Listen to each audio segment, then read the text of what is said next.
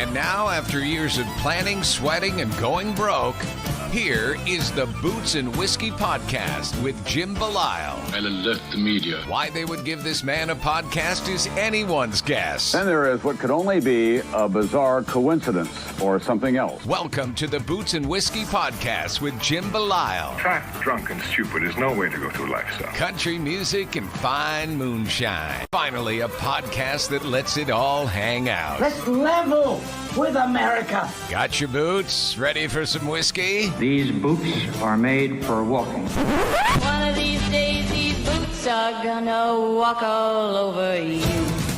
And now, the Boots and Whiskey Podcast with Jim Belisle. Hey everyone, Jim here, Boots and Whiskey Podcast. Happy Tuesday. We have our regular scheduled program here for you today. We have Matt Koziol on the show. Matt and I have become pretty good friends, I would say, over the last few weeks and month here. And, I always talk about this show where what I want it to be is somebody comes on, tells their story, get into some shit, right? And my hope is that with those stories in the conversation, whether you're listening to this, wherever you are, whether you're a fan, whether you're not a fan, I always want you to go back and put on the music again. Whether you know every song, whether you don't know a single song, right? I want you to go back, listen to their catalog, or listen to a couple songs. I don't care. And go, okay, I get it. Okay? That is the ultimate goal of this show. I'll say this. The last album Matt put out, Last of the Old Dogs, I had listened to, a little bit. I'm not going to say I dove into it or anything like that, because I didn't. But I will tell you this. After this conversation, I have not stopped listening to that album. It is that fucking good. And we talk a lot about the Live in Boston EP, however long it is, coming out. I'm not sure when it's coming out, but I couldn't sit on this episode anymore because I wanted to get it out. Matt and I tried to sync it so that it comes out the same week. I don't think it's coming out Friday. I haven't seen anything about that, but if it is, great. If it's not, keep it on your radar coming out. So if it's your first time here, thank you so much for joining us. If it is your millionth time here, thank you for coming back. If it is your first time, we do things different here. This is all about real people, real stories, real country, like I always say. We get into it, man. We're not afraid. We don't shy away from big topics, little topics, anything. We talk about whatever it is the conversation brings. Matt got deep. I got deep again, as I always fucking do on this show. So thank you, Matt, for allowing everything to transpire the way it does. It was one of my favorite conversations of the year so far. So thank you for that. It means the world to me that we had the conversation we had, and I hope you guys enjoy it. So sit back, relax. We will see you on the flip side. Remember, we did release an episode on Sunday with Ginger Billy. If you're in our area, he's going to be here Friday, Saturday in Connecticut and in Boston. We're giving away tickets till tomorrow. Tomorrow we'll announce our winner. So if you're local, go find those posts. They'll be tagged on our socials and enter to win. So without further ado, sit back, relax, enjoy. And here's our conversation with Matt Koziol. Spilled protein shake all over yourself. Dude, I have this thing, and I'm just sitting here, and I'm getting ready, and I'm shaking it, and then all of a sudden, it's it pops open, and you would think I would stop shaking it. No. And you just kept going. I just kept going. That's great. That's great. I'm like, what the fuck? But anyway. I'm going to put my phone on Do Not Disturb because I got a feeling someone's going to call me, and I don't want them to. Yeah. Oh, that's how I feel most of the time. Yeah. You ain't kidding. So, what's going on, man? Happy Friday. Much, man. Happy Friday. Happy morning. I look way better than I feel. Did you play last night? No, man. I just had a few nights. I've been trying to get back into the routine of being back in town, and I don't know what it's been the last few nights. I just haven't gone to bed, like, I think not last night, the night before, I didn't go to sleep till 3 a.m. I just laid in bed.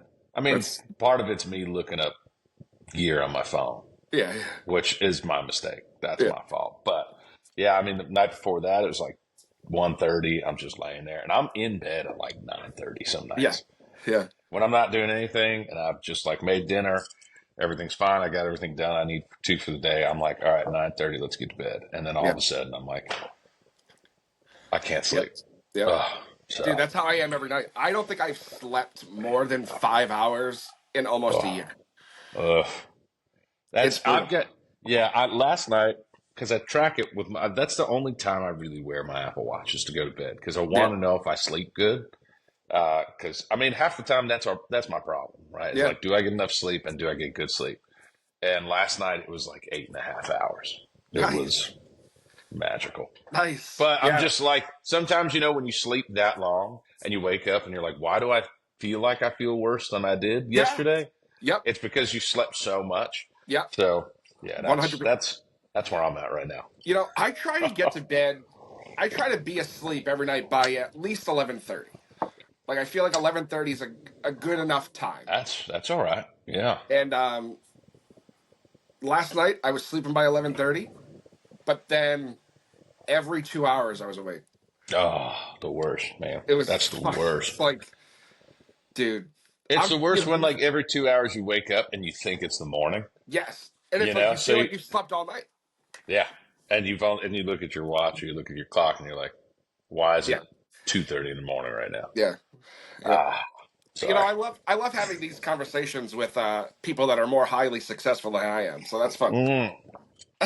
We'll slim and loose. We'll call it whatever you'd like to call that, but it's sure. What's that old phrase? Like we all put our pants one leg at a time. Yeah, yeah. I guess I don't hop into it magically with both legs. Hey, but you know what? One thing we do have in common, we both have been on the Roadrunner stage. So, Yeah, yes, we have. I Yes, we mean, have. you got paid When to do it. I did not. yeah, well, it was yeah, that was good. That was a good time. Yeah. Man, that night was pretty fun. So while we're Pretty talking fun. about it, right? Yeah. I don't know how many of these episodes you've listened to. I'm sure you've listened to all almost 300 of them. Yo, yeah. Um, but this is how it is. We're just gonna bullshit, I love it. Love it. Um, so, but because it's so near and dear to my heart, and because it was here, what made you decide to record and release that Roadrunner show? It's funny. There was two shows I did with Luke Grimes. We did the 930 Club in DC and the one at Roadrunner, which I believe got moved to Roadrunner because it needed to be a bigger venue. Yeah, it was supposed to be at Royale originally. Yeah, and it's funny enough. Like I usually don't get board tapes of my shows, and that one the engineer had just recorded it, and then like a month later sent it to me and been like, "Hey Oh, man, I don't know if you knew this, but I recorded the show at Roadrunner. Would you want it?" So yeah, man, I'd love to hear it. I remember that being a great show, and I got it back, and I was like, "Shit, this is really cool." And that was before we put out Last of the Old Dogs. And I was telling label and management at the time, I said, we should do something with this. This is really neat. Like maybe we put this out before the record, maybe we put it out after the record.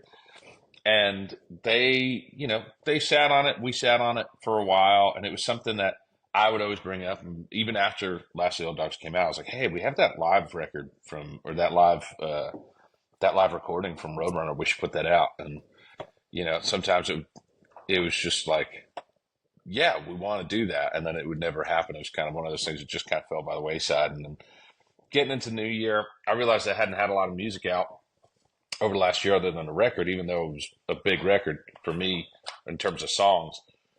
And I was like, man, I need to do something with this. And it was getting into December. We recorded it, I think it was December 16th of 2023. And I'd taken it, listened to it in the truck, and went through it as like a spectator of the show and just tried to listen to it objectively. And I was like, man, I really like this. I was like, and this is fun because this is what I did most of last year, or even the year before. Was if it wasn't with Whiskey Myers, it was like I was out with an acoustic guitar, which is what I love to do. Right. And I was like, all right, this is when people see the big show, they're like, that's fun. I was trying to keep a little more of the commentary in the recording, but some of it was just like loose and heckling. And I was like, maybe I shouldn't. There's some things that were said that I'm like, I shouldn't ever repeat that to people who don't need to hear. Like, if I don't want that to be out in the world and have to own responsibility for the things that I said that night. Boston crowds are Well, that's why. I mean, I know it's not a Boston mug, but it is a Massachusetts mug that I brought out this morning. See that? I did this with intent. Yeah, I was like, let me find my most northeast mug that I have. And we got this. I think my dad got this when we were kids because we'd go to Martha's Vineyard to see to visit Black Dog and all that. And when we were kids, and my dad had this mug for forever. And when I moved, I stole it. I was like, it's still my favorite mug. So Yeah. I'm taking it. I've only been to the Vineyard once, and I've lived here my whole life. That's wild. I think. Yeah. Well, I don't think we were there that much. I think we went maybe 2 or 3 times in a lifetime. But I had a cousin who lived out there. Oh, okay. She was a bead maker. She had a place called Beadniks. That's what it was called. On the Vineyard? Yeah, it was on the Vineyard. And she grew up in my town, or in my vicinity in New Jersey. And she married a guy, moved out to Martha's Vineyard, and started a bead company. It was called Beadniks. I remember my parents telling me about this because she would they were saying that like she would meet James Taylor all the time and I don't all doubt this it. stuff, or whoever would be out on the island. And but I just remember I haven't been to Martha's Vineyard in years. That's probably one of those vacations if I ever have time and or the means for vacation. I would love to do it again. I just haven't been. I just remember it was beautiful. But all that to say, yeah, it was just the fact that I had the recording and it was such a good show. Not only a performance, but like a just crowd. Like the crowd was amazing that night. That was probably one of my favorite shows that year. Yeah. And it was because the crowd was receptive and it was fun. And I remember the line of people for merch afterwards and then getting to meet everybody, signing cans of Zen and then taking shots of Fireball and being like, I'm so glad my friends are here because someone's got to drive me back to the hotel. Yeah. But it was a great show and a fun night. And I was like, this is a cool representation of what I've been doing for the last 2 years or 3 years now. So that's why I wanted to put it out. It was fun. I had the audio. Sometimes places will offer it and you're just like, yeah, if you want to, cool. If not, don't worry about it. Especially if you're in a run of shows. And it's like, yeah, sure. I'd love every night to be recorded. It's just some places will charge you to record them. Some places won't. And at a point, you're just kind of like, man, I'll just, I'll get it when I get it. This just happened to be the guy who was the engineer that night, who I think he's Luke's engineer or was. I don't know if he still is. He's kind of friends of friends in Nashville. Yeah. And he just, sent an email and was like, hey, just so you know, I have this. Do you want it? And I was like, It's awesome. Yeah, thanks. So you're a Jersey boy? Oh, yeah, man. shit. Born and raised. They make them like me there. I promise. I was going to say, like, I mean, like being from the Northeast, right? Like, yeah. I remember growing up, right? And my guess is you and I are in the same ballpark of age range.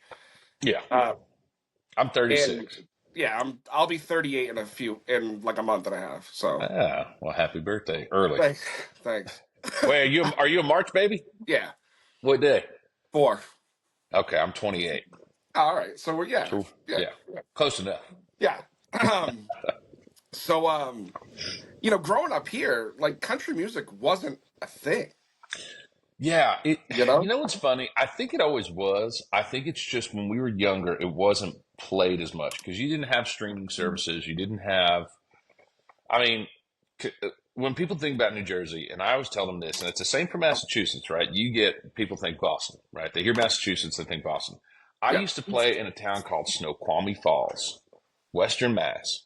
Little tiny. It was they had like an Indian trading post. They had it was a little connecting town between two cities. It was Snoqualmie Falls in the adjoining town over a river where they have these, they said back in a certain time period, I don't remember, where they would do trading with natives and settlers over this town. But it's rural out Yeah. there. You are in the middle of the Adirondack. Well, I wouldn't even say it's the Adirondacks, but you're in the middle of like getting into the Berkshires. Yeah.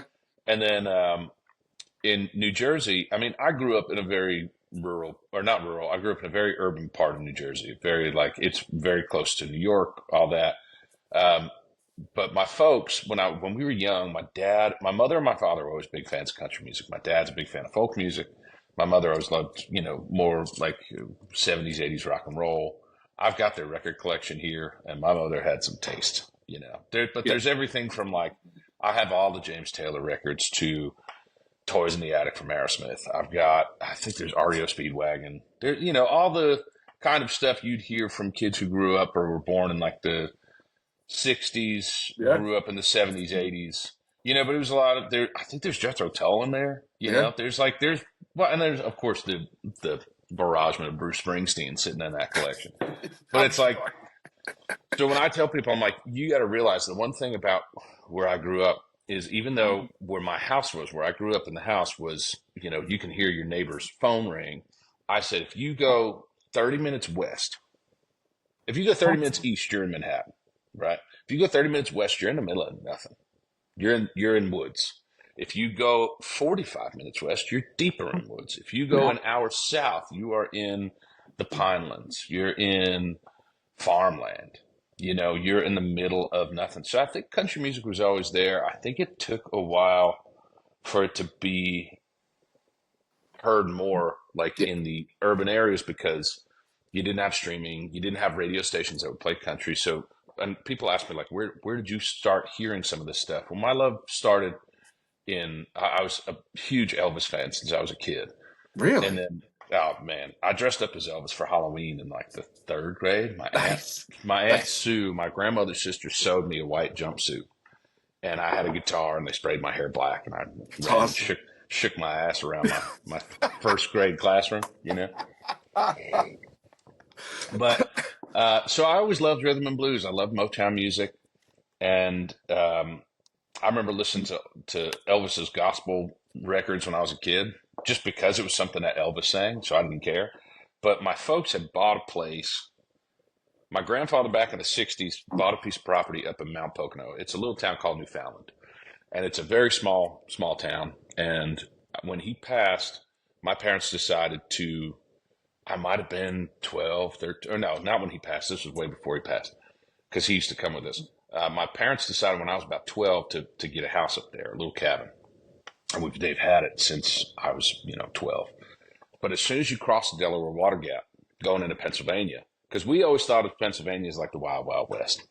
I mean, it was like, it still kind of is. It's not, and that's the thing I kind of love about Pennsylvania, and I have a deep affinity for northeastern Pennsylvania because it's northern Appalachia, and they're mountain people. And they're good people, but I love that town because there's a place for breakfast. There's one place for lunch, or one place for lunch and dinner. It's a traffic light. I think at one point the whole town had about 900 people in it when I was younger. Yeah. But when you cross the water gap, all the radio stations turned country music. Yeah. Every one of them, because that's what Pennsylvania heard, and the rest of the country heard because that's when we just had radio, right? You had radio and CDs. Yeah. So when you crossed over, that's when I first started hearing like modern country at the time. So you're figuring early 2000s country. Yeah. Then my dad got into bluegrass at one point, and it wasn't like traditional bluegrass. It was Nickel Creek, which still to this day is one of my favorite bands ever, and they deep dove me into a world of bluegrass music that I never thought that I would love so much. And that's where my affinity for acoustic guitar really came. I was like, because I was always a kid and I wanted to be in a punk band or a rock band. I would Well, yeah, sit and because when learn. we were growing up at that time, that was That huge. was the It was thing. That was, huge. and especially in the New Jersey scene, you had a lot of punk bands. You had a lot, and I mean, when you look at Hardy, I listen to Hardy, and I'm like, oh, dude, you listen to the exact same thing I did. Yeah. And I listen to like Rustin Kelly, and he does that Dirt Emo record, and I'm like, oh, Yeah. so you do Saves the Day covers, and that's what I was doing in the 7th grade. Right. This is awesome. Right. Right. I was playing in a band in the 7th, 8th grade, and we were playing for our school dance, and we were doing Blink-182 covers. It's Right. like. Right. But that's what we did. It was just like that was the kind of music you heard. And as I got up, but when I was learning guitar, I was 12, somewhere in that ballpark. And a couple of my buddies played, and we would play with each other over the phone. Like I would play, and I'd play a riff, and I'd have the corded phone to whatever in my my house, and I'd play some Blink-182 riff, and then my buddy would play the rhythm part, and we tried to play it at the same time. It was a real wild time. But with that said, we, I learned on that stuff, but also one of my old friends, his dad played guitar and loved the Stones, loved Zeppelin, introduced me to Zeppelin, and that's where I started really playing more riff-based rock. Then we had, there was a radio station in New Jersey called Q1043. I don't even know if it's still around, but it was Q1043 Classic Rock. And every hour on the hour, I'm convinced they played Dream On from Aerosmith. So I would sit with this Epiphone SG, which was my first real electric guitar, in front of a mirror with a Fender Frontman. It was this little like 15-watt solid state, whatever. It sounded like garbage, but to me, it was the coolest thing. And I stood in front of a mirror, and I had a boombox, my dad's old boombox, right on top, and I turned on Q1043, and for an hour every day, like after school, I would just sit and play guitar. And I would learn, because I had learned from my buddy's dad how to pick out the key of the song when I heard it. And he taught me the pentatonic scale, like the blues scale. So you could pretty much play it to any one of those songs. So as a kid, I'm honing somewhat of a craft of sitting there. And again, Dream On would come on. You'd have all these like 70s, late 70s, or like early to late 70s, maybe early 80s rock songs come on. And I would just sit there and play guitar and try to learn the power chords. And I didn't really know, I knew basic chords and I knew power chords. Power chords are easy. Yeah. I could figure it out. So I did that for forever. And then when I started traveling with my parents up to the house, we would start listening to country music because it would come on the radio. My mother would start singing to certain songs. My dad would have stuff in the car. And at first, I just remember being a kid and listening to Nickel Creek being like, God, this slow music sucks. And I would laugh about it. But then as I got older, I'd start listening. I did the same thing with James Taylor, man. I'll never forget it. I was a kid in the car. My dad's playing like Walking Man, something like that, or Copperline. And I'm like, this is awful. I'm 12. I'm 12. Yeah, it was put me to sleep music. Yeah.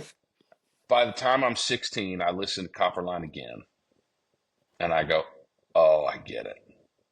And then I listen to Nickel Creek and I go, oh, I get it. And then I start deep diving. And I go, oh, okay, I get it. I understand why this stuff is important. I understand the lyrics now. I listen to it more. I'm not just listening to it to just have it play in the background. But my love had already been in rhythm and blues, and blues music was always a big thing. Motown music was always a big thing. And then all in center was Elvis.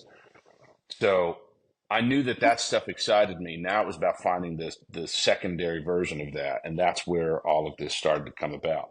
So yeah, I mean, country wasn't big. And now, I mean, man, dude, I've got more friends that I never thought would be country fans who, as they've gotten older, have just leaned into, because I think at the end of the day, there's still a lot of it that speaks to your general population. Like there's stuff that they talk about, even if it's more like pop forward country, there's still things that lean towards what people deal with every day. Right. When you're talking about, Billboard Top 100 and you're talking about pop music that comes out of major cities, not all of it's super relatable, but it's good. It's fun to listen to. And it's for a certain age and demographic or whatever. With certain country music, at even now or at the time, you were just starting to see it just hit. The lyric would hit so many people, and they'd go, "Oh yeah, this is me. This is my everyday life." some of it's a little far fetched. You know, we know. Yeah. You know, some of it you're like that. Okay.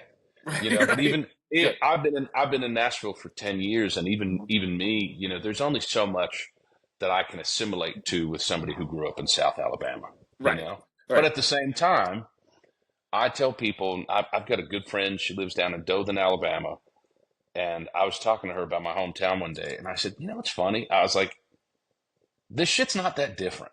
Right. It's really not. I was like, we might sound different up there. We might live closer quarters, but the way people are and the way they work and the way they live is so like it's so similar. Yeah. And I was like, and I grew up in the town that had 40,000 people, but the drama was still the same. You still Yeah. had the women who went to the hair salon and still talked about blah, blah, blah, who they saw in church and whatever. It was still the same bullshit. Yeah. And I go, your town, even though it's got 900, is not much different. So then when I started going to Pennsylvania to this town, Newfoundland, uh, I started getting a real love for small town. You know, I'd start meeting people at the local bar. I'd meet people at the local breakfast place, the hardware store where I go get my fishing license. Everybody's the same. And then all of a sudden now you see their kids working in these places. And they know me as the guy from Nashville who comes up and stays there. And I'm there for a few days while I'm traveling to see family. So we know each other and it's comfortable and I see the same faces and that's where I always started to fall in love with being in a smaller community of people because you get that personal relationship Right. again. And You I know, love how you said, even being being a Northeasterner, like we have growing up. I mean, at least for me, being Massachusetts always being a typically a super liberal state and all that stuff, right? Like you get almost like this sense of like people that live south of the Mason-Dixon line are just redneck backwoods hillbillies, and that's like the yeah, furthest thing from the truth. no, It's and that's the thing is, I was talking to somebody the other day about like the wildfires in Los Angeles. I spent a lot of time in LA when I was in my early 20s and mid 20s, and I put up this post the other day about it because it's something that I sat and I thought about for a while. But then I was like, at some point in the post to talk about how I poured my heart and my mind into being a resident of mid Tennessee and really loving Eastern Tennessee and Eastern Kentucky and having great friends and great community of people who, I could talk to and have be almost like family to me that are from this area. Now, as a kid, would I have ever thought, I'm gonna like, yeah, what we're taught, what we're told, I guess, as kids is like once you cross the Mason Dixon, man, you are going into the right, South, right, and it's like, right, and you as a child are going like, well, I couldn't live with right, hillbillies, I couldn't do that, right, and again. Most of my friends from like Eastern Kentucky have never been to New York. They've never seen any of that. And of course, that's a culture shock in itself, right? oh Even hell as yeah, a kid from the suburbs of New York, I go into Manhattan and I go, God, right, this as a kid, I was like, this is exciting. I go in there as an adult and I go, this is overstimulating. Get me the hell out of here. yeah, You know? But yeah, it's funny, it's like when they meet me, they call me their northern hillbilly friend, and they're just my hillbilly friends, But like right, we're all the same. We're all the yeah, same. We. I think it really comes down to, and politics aside, I always tell people, I'm like, you can believe what you want to believe, and vote for who you want to vote for. I was like, does what it comes down to for me is is your moral compass. Like, right, what's the person? Is if I'm in a burning building, are right, you the kind of person who's coming in after me? right, Or if I'm drowning and I can't swim, are you the person who's jumping in and getting me out? Like those are the people, and they could be of any shape, size, political background, whatever you want. I don't care as yeah, long as you are a good person. So I think, yeah, the division of what we grew up knowing of the South and the South right, grew up knowing of us. They're like, oh, we can't be right. friends. It's Uh, it's kind of funny because I was talking to Taylor Honeycutt one day, mm. and I said to her, like, we were talking on the podcast, and I was like, I wasn't sure like how we were gonna mesh, like And because it's he's probably great. right, and it was awesome. Like Yeah, it was like we had a conversation like I had known her for years and years and years, yeah. and I it's think I, like and that's the thing is I feel like it's just the one thing I feel like I've been really fortunate enough to do, and I've worked hard at doing, is traveling the country and seeing it and meeting people. And that when you realize that like none of us are different. No. We come from different places. Some people have different understandings of life and want to live differently. That's fine.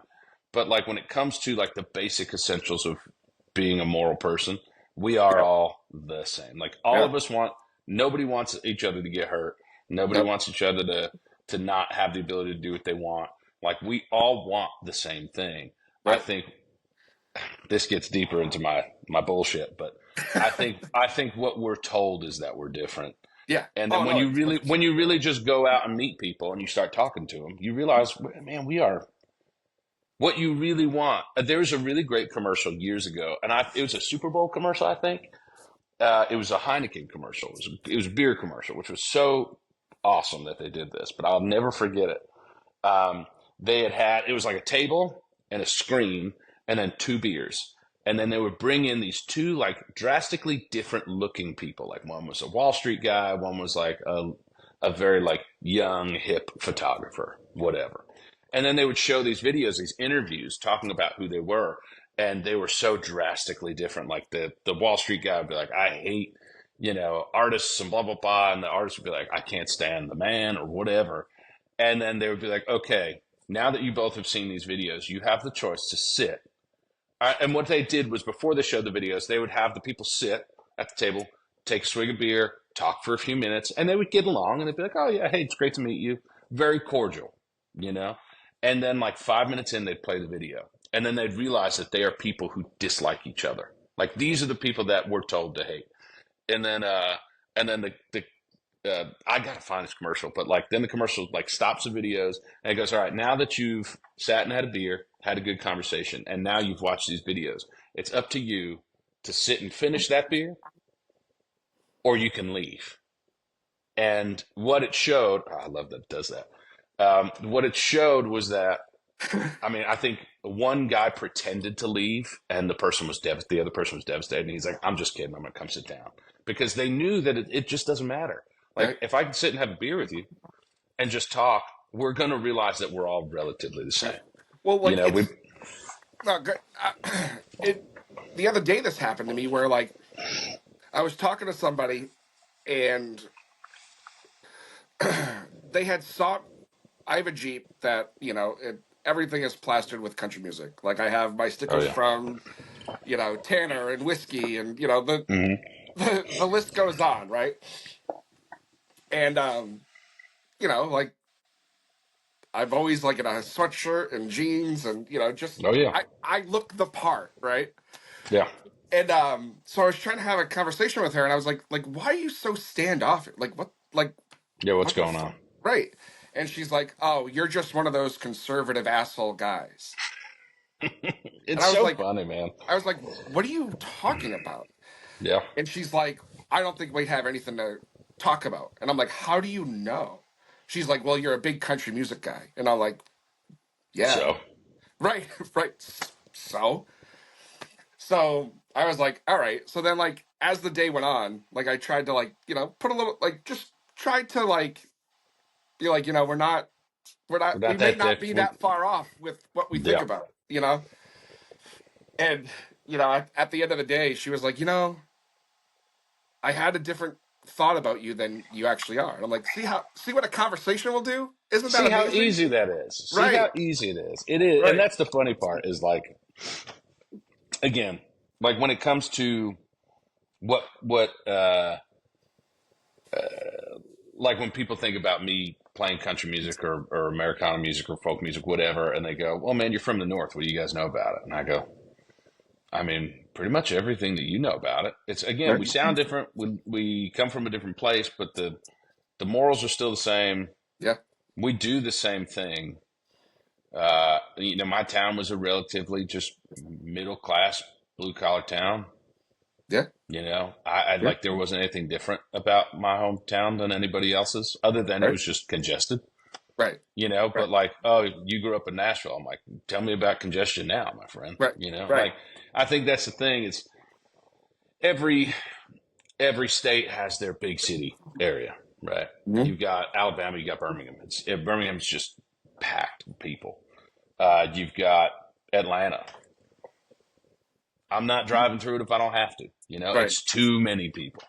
But then you just get to the outskirts of all these towns, and it's the same, man. I mean, again, you've got towns like Vineland and anywhere south of exit 7 on the turnpike in New Jersey, and it is just farms. It's Yeah. farms. It's people that drive trucks. It's people that there's rodeos in South Jersey. I knew a girl who rode rodeo, got hurt, and she doesn't do it anymore. But I'm like, yeah, people forget there's rodeos in Western Mass.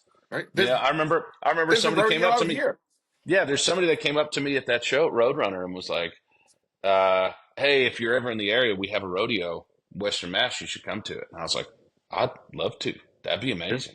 Yeah. But again, it's like, and then my thought as a kid going to Eastern Pennsylvania, again, I'm sitting there going, oh man, these people they're going to be mountain people. I don't know about them.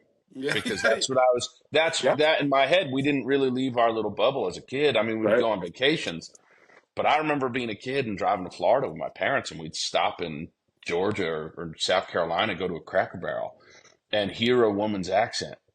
And I'd be like, oh my God, I'm in a movie right now. Right. I didn't think these accents were real. Right. She can't count to 10. No. And that's the thing is you're just like, man, what a weird thing to not experience it, not to enjoy it. But, there was a point where I think like the highest, well, not the highest selling, but like the most popular music of the country was gospel and country because most of the center of the country listened to gospel and country music. Right. You had your major cities that had pop and hip hop and all this stuff, jazz, wherever. But most of the country, now that's a little skewed because of streaming and social media, things like that. But I mean, for the most part, yeah, the reason why it was popular everywhere is because kind of everybody's the same. Right. Again, I can understand the, driving a Jeep that has all the stickers and things like that. Again, it could just be how you're dressed. I've definitely gotten pegged for a very certain kind of person because of my beard and what I play and what I drive because I drive a truck. And, I tell people, I'm like, my dad's a graphic designer. My mother's been a secretary at the school district, but my uncle was a carpenter. I worked with him when I was younger. My other uncle was a butcher. Both hunted, both drove trucks. All my cousins drive trucks. It's just something normal, but they all, like my cousin Christopher always listened to country music. He listened to rap and things like that. My cousin Anthony listens to country music. But like, as we've gotten to be adults, we all, we have a great time together because we all kind of love the same things. But it was just like, that's what we saw. That's what we knew. So it wasn't anything foreign to me to see my uncle head to toe in Carhartt as a kid, and going to the shop. And when I was in college working there, I think even before I moved for a little bit, but like going to class with sawdust up my nose and still kind of high from lacquer thinner, Yeah. it was just my average day. And I'd walk in with stain and paint all over me. And I'd just sit in the classroom and be ready to work. And people are like, where did this kid come from? I'm like, I was just building furniture. And now I'm in class, Right. But yeah, it was just, I don't know. I always feel like the stigma that you get looking a certain way or listening to a certain kind of music, it's all bullshit at the end of the day. Yeah, absolutely. Again, I can meet someone who's making me coffee in the coolest little hippest part of town. If they're in trouble, am I going to help them? Right. Probably. Yeah. I don't care who you are. Right. If you're in trouble, you need help. That for me is like, that's how I'll gauge people now is, and especially just kind of traveling through the country is, are you a good person by the standard of, if I was in trouble, what would you do? Right. Yeah. So I love that happened for you though. Like it's fun to have somebody kind of second guess your personality and your morals just based on what you look like. Right. And like what you listen to and things like, I mean, that goes to a broader spectrum of Oh yeah, absolutely. problems It's like, for cultures and people, I mean, it's very much a known topic and we can talk about our, just experience with it, but obviously there's so many more experiences that we won't know, but I think it's just an interesting thing to have people be told still in this time and day when everybody has the ability to go and travel and meet people from different places, even online. It's like you can very quickly know that you will like somebody other than, well, hey, I voted for this person, or I Yep. listen to this, or I do Yeah. this. And Yeah. it's on both sides too. That's the wild part to me. Like Yeah. sometimes people get riled up and I'm like, you're doing exactly what the person that you hate is doing to you because someone's telling you to do that. It's not Right. because you actually hate that person. Right. It's just that you have this idea that you're supposed to hate them. Right. I don't know Right. why. They're And pretty, both of you pretty fucking nice. right. And for So me, it's like, my my level of country music, especially now, um, in the the kind of the year I had, it's I'm a big like make country music sad again kind of guy. yeah, man, I want to hear it. I want to hear people crumble. Right, That's right. that's what I And that's what I'm it's here for. like, like I'll like send people songs and they're like, like what do you listen to? Or like how do you feel? And then like I'll send them a song, like even like one of my like favorites that like fucking crushes me every time I hear it, regardless of what you think of him as a person or whatever, Mm, Um, but my like go-to song, like if I know I need to just let it out, is "68 Fastback" by Zach Bryan, yeah, and yeah. it's just Oh, it shatters. it shatters like shatters, Yeah. and like I'll have people listen to it and be like, "Are you all right?" And I'll be like, "No, you fuck. That's why I sent this That's song to you." why that's why we listen to music. And it's funny, man. It's like I'll get into writing sessions for a long time. So when I first moved to town, I just wanted to be a writer because I tried being an artist when I was in my 20s, my early 20s up to like 27 when I moved here, and I kind of just decided I didn't really know what I was doing. I was putting myself in a lot of debt. I was traveling around and I thought I had it figured out, and then really I just had not a clue. Moved here. I said, I just want to write. I had a publisher at the time who had an office here, an office in New York, and I met them in New York at a show and left them. And I was just kind of writing to write, meeting people and getting my foot in the community.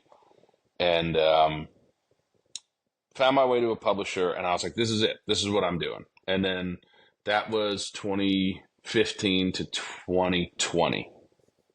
One of my good buddies, Matt Odemark, who's my producer and one of my dearest friends, he and I were just doing a record for me at the time just for fun. And, I just started doing it for the hell of doing it, which was kind of the point of it. Like there wasn't any purpose on doing that. We just kind of wanted to make a record and then obviously, going into 2020, released the record, or it might have been 2021, I forget. Wild Horse, it might have been 2021. And all of a sudden I find myself being an artist again. And I'm like, what the fuck am I doing? Yeah, I'm old. I'm always the old guy on the road. I call myself the old guy, but like I'm playing shows with people who are in their like early 20s. And I'm like, I was that's gonna say, I cute. mean, Whiskey Myers is older than us, so Well, Wish Myers is older I than mean, us, but like, Cody's definitely older than us. That's for sure. yeah, but I was doing shows with like Warren Ziders Yeah, and other artists, like young TikTok artists, and I'm sitting there going, "Oh, you haven't been hurt yet. That's so sad." yeah, Like wait until that shows up. yeah, But with that story, the reason I was saying it is like when I would get into a writing room, um, I'd get into a writing room and people would call me the therapist. And I'd always joke, I'm like, why? And they're like, well, you just know how to pull a story out of somebody. And I was like, well, I mean, here's the point, man. I'm in the business of making people hurt. I'm not in the business of writing something that makes somebody go like, oh, my day is great. I'm like, we write songs as vessels to kind of get someone to feel something, whether it is good or bad. Don't get me wrong. And I love a good party song. I love something that, I mean, I love, you got his shirt on, but I love Cody Johnson. yeah. I do too. But, Cody Johnson could have, is you got two stepping, Yeah, find a little booth of our own. And then he could do, God bless the boy. yeah. And I don't even have a kid. And it crushes me. Oh, dude. And it's just Oof. like, man, how do you, and what I love about him is he's so intentional about finding great songs. And again, you can find a great upbeat tune, something that's fun, but your bread and butter is going to be your whiskey lullabies. It's going to be Oh, the dude, stuff that like will hurt someone. And it, because that's the reality of life, man. it It's you always look to music. Some people look to food, any kind of form of art, which it's either food, dance, paintings, whatever. You look to that stuff in times of desperation. yeah, And it's like I think that's the most important part of what we do. And it's sometimes taken as very cavalier, where people are like, well, we're just writing songs to write songs. And there was a podcast the other day, I was listening to it, and somebody, it might have been like Topher Brown or I don't know. I got to look because I don't want to say it was him and it wasn't him. But somebody was on there saying, uh, people right now are writing songs just to, they're writing songs as a personality, and they're not writing songs to write songs anymore. And he was referencing like the Jackson Browns, the whatevers of the time. But I'm yeah, going, man, even more than that. Look at the sad country songs of the late '90s, early 2000s, where again, I was watching a video of John Randall sing "Whiskey Lullaby" in bed last night, right before I went to bed, and I'm just sitting there like full yeah, tears dude. because it's so good. Whiskey Lullaby is one of those songs where like I kind of gauge new people by it. You know, like Yeah, if yeah, you can listen to that song and not cry, yeah, yeah. Then you don't I have don't. a soul. You know, Yeah, we have nothing to talk about yeah. because I'm your I'm life has obviously been perfect. I'm that way, but with a very different song. It's House That Built Me from Miranda. Oh And yeah, it was written by Tom Douglas and I think another gentleman. But like just that song in general, if yep, you don't feel some affinity to it, I'm like, one, your childhood sucked. But even still, like you don't have to have dude, your childhood doesn't have to be perfect for you to feel something for that song.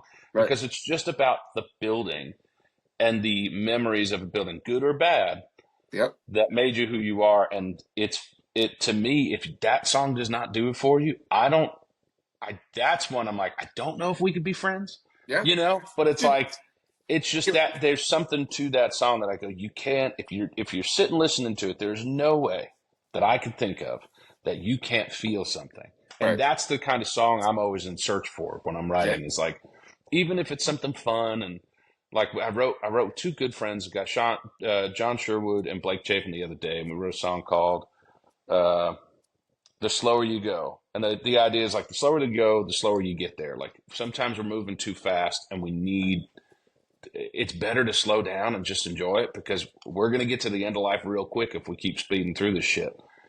And that was a fun song. It just felt good. And even going into it, I'm like, let's see what happens. But half the time I'm in the room just going like, what can I find that hurts as bad as that or makes me feel something as strongly as that, right, you know? That's what I mean, that's what I always loved about songwriting is you have that opportunity every day to write something that's going to affect someone that hard. yeah, And you know, even with some of the new music that I'm going to put out, people are always saying, they're like, well, we want to hear something that's a little more um people would always tell me, they're like, our publishers or record label or whomever, the powers that be would be like, we want to hear more of you. And I go, okay, are you sure? And they're great, like, yeah. And I'm like, oh, all right, whatever, yeah, and that's the thing is, even the songs that I've had out, like Hired Gun was always a real good, like personal one for me. The Fire was a personal one for me. All of them were. Even on Wild Horse, a song called The House, which is about that house or this house. That was a song about the home in Pennsylvania. Um, but the record I'm going to put out has songs there's some about my grandfather. There's some about relationships and relationships that never happened. And it really deep dives into more. And I think that for me is kind of the goal moving forward. I think I'm going to do a few records of more acoustic bass, not so much big rock stuff, but more to kind of drive towards what I've been doing this whole time of like playing out and playing yeah, acoustic, because that for me is where people listen. And yeah, if you can get people to listen, I think that's the hardest part, right? Like that's why you play bars as a kid. That's why I played the same bar every Thursday, every Sunday. And I played for people who just want to get drunk and not pay attention. And I made them pay attention. And I think that was honing of those tools. But now it's like, all right, can you take the songs that you've always wanted people to hear and make them hear it? And yeah, so that for me is like the gauge. Can I get a song that makes somebody feel as hard as I felt with either Whiskey Lullaby or something like that, or with The House That Built Me? Or I remember listening to Martin from Zach Brown, and it's a song about a guitar, and I'm like, man, that song is so good. And then pretty much any song Cody Johnson sings, like, can I make somebody feel anything that makes me feel as hard as when I listen to Cody Johnson? Well, like Yeah. it's funny because like I love Cody Johnson. Like, Oh, Dirt Cheap. I cried in my oh, kids. dude, And it was that it was the line about the dog and how a man can't leave his dog. And I'm sitting there cooking something. I drop my knife and I just start bawling uncontrollably. I'm like, right. dude, this song You know, is out of control. even though it's been played and played and played, like there's lines until you can't that like Oh even yeah, even now I'm like, you know, he has the line where he talks about taking that phone call from your mom because one day you don't know when you can. Like my parents are still alive, right? But yeah. like Just the thought of them it's not being around. and it's not even that. It's the thought of like this is gonna this is I'm gonna say this without crying. It's the Do thought it. of like It's too having early to cry. those conversations and those phone calls with people that were in your life that you always could call, Yeah, and now that those relationships are either severed or whatever, and you can't, yeah, and like that's how I take it, and yeah. it's like, whew, Yeah, it's like, it's man, that's I think that's the thing I love about this style of music and this style of writing is that I was talking to a friend the other day and we were talking about songs and well, I've got to put it online that this is what the song's about. And I've got to put it online because people need to hear what I'm about. And I'm like, I think people will find out who you are more about you with things like this, with podcasts where you just get to sit and have a conversation. What I yep, love about music is, and I always have, and I think everybody does, like, it is your interpretation of what that song is. It yeah, is, I never want to know. That's what I loved about John Mayer. And I say this confidently, if there is a person, anybody, under the age of like 45 and over the age of 25 who says that they were not inspired by John Mayer at all, I call bullshit. Like yeah, heavy bullshit. I'm like, yeah, I don't care if you play an electric guitar or even an acoustic guitar and you are between the ages of 25 and 45 and you say, oh man, he didn't inspire. Fuck you. Yes, he did. He yeah, inspired all of us, right? right, I'm 100% confident on that.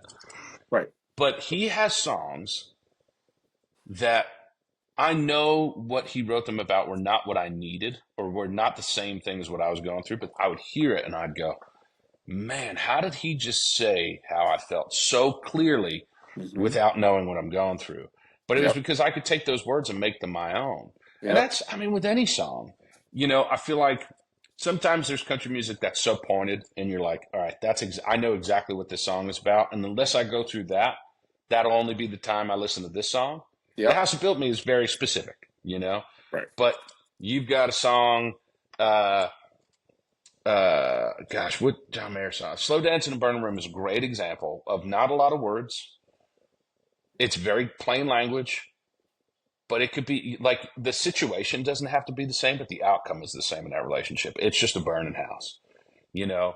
And I'm like, whatever I was going through at the time with whatever, I think it was a certain ex-girlfriend, I'm trying to remember. But I just remember I was like, man, these lyrics are exactly it. And it wasn't this, I'm sure his situation was different, but it fit mine because I could take it and put it into my yeah, situation. That's why I always turn to that song. I think that's why a lot of people turn to that song. So that to me is the best part about music is when you don't have to explain it. Someone makes it their own. right, And that's why shows are great. Everybody comes there with it's kind of like it's a church service. You come there with a need to express something and you come there with a need to feel something. And a lot of people come up to you after a show and say, hey, that song, Hired Gun, or that song, Slow Burn, or this song, whatever. It's not, you don't always hear somebody say like that helped me get through something, but they're like, hey, that song means a lot to me. right, Thank you for that. Thanks for playing it tonight.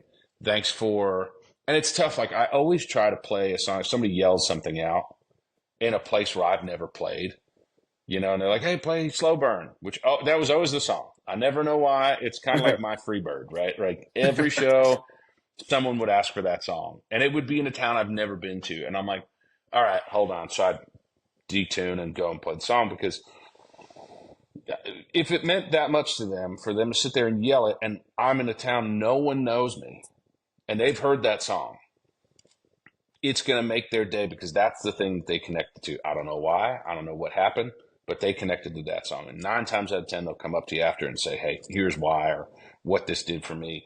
And we do it.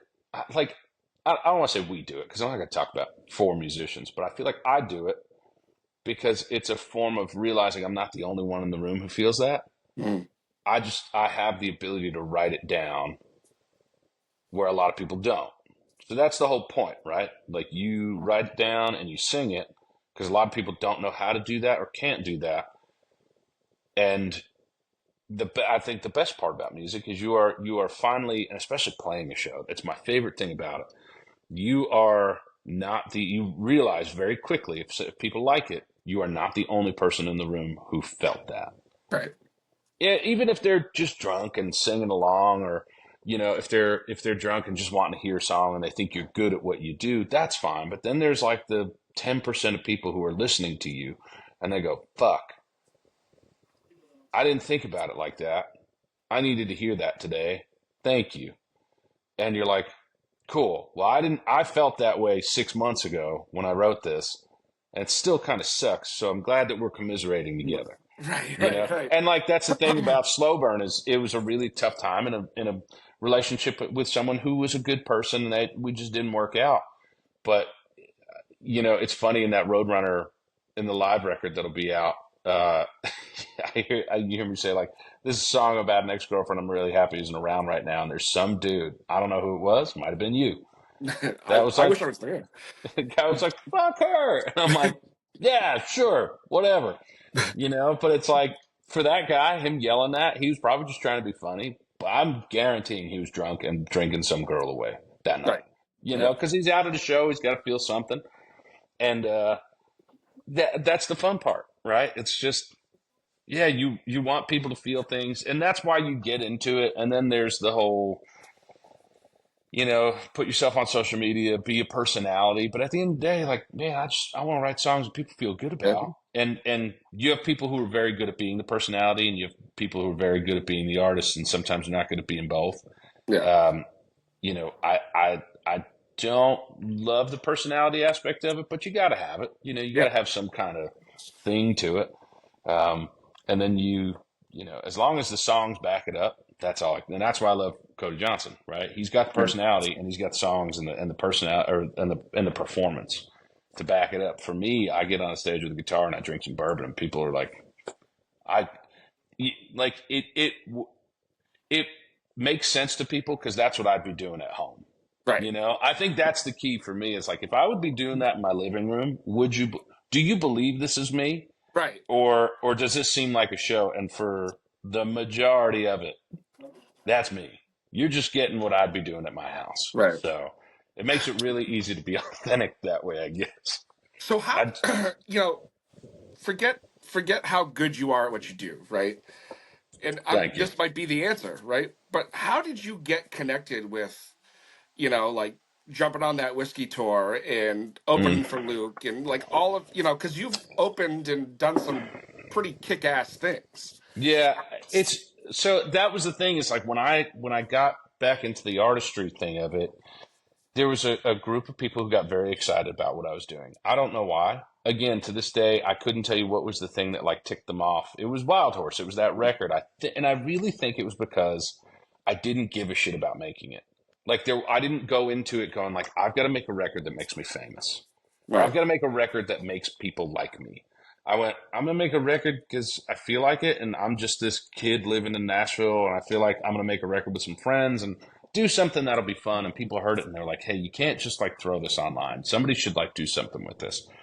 So my label at the time heard it, picked it up, put it out. And then soon after that, I met my agent, who she came out to a show and heard it and loved it and was like, this is amazing. And then right from there, she introduced me to a guy in management who managed Whiskey Myers. That's how I got hooked up with the Whiskey Myers shows. Was he was my manager, put me on the road with them, and you know, and that's the thing, is that was such an incredible experience to go from like, hey, I haven't really played shows in a while, to like, hey, you're going to play in small hockey arenas, and you're like, oh, okay, Yeah. you got to remember what this is like and get back into it real quick, because this is how this works again. And there was a night, I think it was in Grand Forks, North Dakota, somewhere. I was, and this might be showing my cards a little bit, but I had some kind of like real wild anxiety attack that day. I don't know why. I was just super anxious, and I'd had a weed gummy. Someone, like, I'd had it just from traveling, and I don't smoke, or if you want to smoke, great. If you don't, I don't care. I don't really do it ever, but I was anxious and I needed to like fix it Sure. fast. And I was like, the only thing I know that's going to fix it right now, unfortunately, is this, so I took a half and I'm just getting ready for the show. And I'm in this like locker room in this arena. And I'd had a friend call who's gone through a really hard time. So there's a couple of things that went into this like panic episode that I had. And I was thinking about the road, and just being on the road is stressful in general. And again, me getting into my 30s and having people go, hey, do you want to go on the road again? I'm like, yeah. I mean, that's what I always wanted, but I feel like I'm old to do this right now. And I know I can do it, and I know people think that I'm young when I'm doing it, but I'm tired all the time. My body hurts. Like, I can't drink like I used to. I can't be out like I used to. So when people want to go party, I'm like, that sounds sick, but I got to sleep because I need to get to another town in 8 hours. All right. So I'm at that arena, and I think it was like an indoor football arena or something like that. It was some wild place. Grand Forks, North Dakota. I'm more than positive it was this one. And I'm in this locker room, and I have the conversation with a buddy. Another friend calls me to check in on that buddy, and I'm just anxious.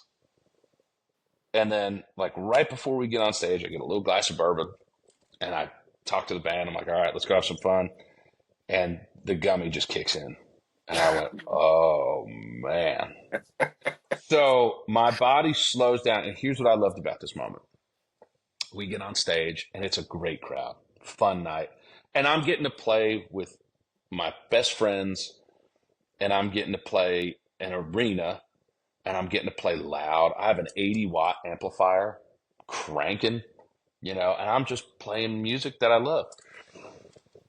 And there was a point, and I want to say it was during a song, Loving You, Loving Me, or something like that. And I just remember I would play, and I'd like kick my foot out and do like this weird move where I'd go real low to the ground. And I remember it was like slow motion. It was like a movie, because the lights were crossing me at the same time, and because I'm a little stoned, I look up. And I just look at the lights, and I look at the microphone, and then it all comes into focus, all the people behind the microphone. And I see people cheering and enjoying the show. And I said this to myself. I was like, I fucking love this. And I love doing this. Fuck yeah. And then and then it just, everything sped back up, and I got to the microphone, and I finished out the song. But it was like, I had to let worry kind of go for a minute, which was real wild, but it took like a quick stone moment for me to be like, oh yeah, dude, I missed the road as soon as somebody let me go back on it. So to get into like how I met all those folks, that's how I did. And it's been awesome to see the music after doing something like a Whiskey Myers tour, to see the music reach people and have other people reach out and be like, hey. A weird enough one that someone reached out for me for was doing shows with Wheeler Walker Jr. Oh, God, I would love to see him. Someone from his team, and dude, what a great dude! I'm sure. And I kid you not, probably some of my favorite shows that I've been part of, because him and his team were so nice, and he is so funny, and the shows were amazing. Is that him? I'm not giving away David Okay, Copperfield's secrets. You know what I that's mean? fine. But Yep, here's gotcha. here's the thing. Here's the thing. Like he he people love him for what he does, and I think a lot of people like are in on the joke, and a lot of people aren't. But it doesn't matter. Everybody goes there for the same reason. They want to see that show, and he puts Right. it on, and it is fucking funny, You know, man. you know, It's funny, and the music's fun. The music's great, and he has an amazing band. yeah. And the thing I enjoyed about those shows is like there's people who are there to hear the comedy and the fun of it, and then they hear the opener, and they're like, "Hey, we wanted to hear like music too. We loved you," and people were so inviting. And even though they were fucking yelling and throwing beers, like we played in Edmonton, Alberta, and I said something about not having a drink, and this kid throws a beer at on stage, and I'm like sick. And right before I said, "Hey man, is it closed?" and he goes, "Yep," and he throws it, and it's fucking wide open, dude. This thing is just spinning in the air, and it spills all over me.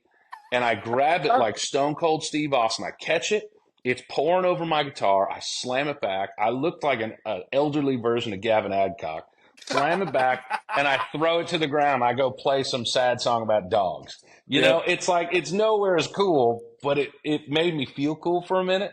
But those crowds were so good, and it was just like, yeah, I don't know how, but his manager found me on Instagram and was like, they were looking for an opener to fill up, and they wanted me to go out for a month with them, but I couldn't because I was doing shows with Colby Acuff. And That's my it was, dude. oh man, and I love Colby to death, man. He's so good. And we I always, was yeah, I was yeah, lucky enough to get him on like right before he went from like he was right there to like it's Kobe Acuff. You know what I yeah, mean? yeah. Like I was He's just, super fortunate. he's such a good dude. We have a mutual love of fly fishing. Yeah. And I think just being outdoors, and we had a real fun moment. So we played those three shows together. It was Boston, New York, and Philly. And I was staying at my parents' house during that trip. I just took like a week off because I'd just done a month. I did 9,000 miles in my truck alone, following Wheeler Walker, because I had gotten a call for the Wheeler Walker gig like a week and a half before I was supposed to leave. And they were like, "Hey, by the way, you'd have to go away for the next month. And oh, by the way, you're probably going to have to drive. And by the way, it's going to be by yourself." And I was like, sick. So I traveled the country fully alone in my truck just to play. You know, it's like Yeah. there's a certain type of dedication you got to have to do shit like that. Yeah. And I think I said to my agents one day, I was like, "You show me another artist on your roster, big or small, who would just do what I did." And I wasn't trying to brag, but I was trying to brag. I'm like, you don't got a single person who would drive alone from Nashville to Montana in 4 days, play in Montana, and then drive through the fucking wilderness, no cell service for 4 hours from Montana to Edmonton, Alberta. Or no, it was 8 hours from Montana to Edmonton, and then go to Calgary, then cross Banff and all the national parks of the Rockies to Vancouver to Spokane. Then I did a 5-day drive across the country to meet Colby Acuff in Boston, and just straight, I did 8 hour to 12-hour days alone. And you want to talk about self therapy, dude? That is it. You driving across South Dakota where there's nothing, and you got nothing but time. That's a scary time to be alone. Yeah. But Colby, so we finish out those three shows, and I have a buddy who plays in Luke Combs' band. My buddy Corey, he plays keys for him. And so I find out that Colby's playing MetLife with him the next day. And I go, "Oh, hey," I tell Colby and his team, I'm like, "Oh, yeah, I got a ticket to come in, and I'm going to be in the pit for when you guys play at MetLife. You know, my parents live 20 minutes away. I'm going to come see the show." And they go, "Dude, we'll just give you a pass." So I'm backstage with them, with Colby and the band, and watch them from side stage play MetLife, which was really, really awesome. And then later in the day, we're sitting there in front of 55,000 people, me and Colby standing next to each other, and we're just watching Luke Combs play. And we just go, dude, shit is real fun. You Yeah. know, like sometimes just dude shit is real fun. And we're watching a guy who we know is other than his stardom, is as genuine and as normal dude as possible. Yeah. sing amazing songs for 55,000 people. And I like at one point I turn around, I look, and I'm like, holy shit. Yeah, And Ward Gunther from Whiskey Jam was with us.